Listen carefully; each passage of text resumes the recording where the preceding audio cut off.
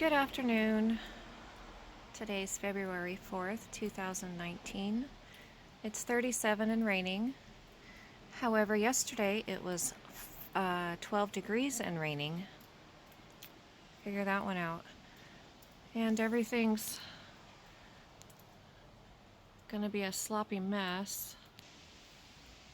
And because of that nice rain at 12 degrees yesterday, everywhere is extremely slippery.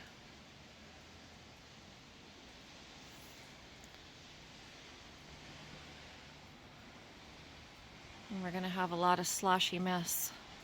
Hopefully some will melt before it gets really cold this weekend, since Friday's going to be, I think, 48 and Saturday's going to be 10 degrees. Thank you. The arthritis sufferers are going to really appreciate that one.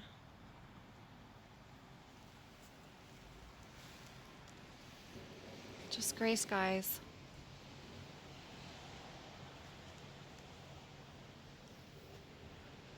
Light drizzle, actually. Have a good day, everybody. Love you all.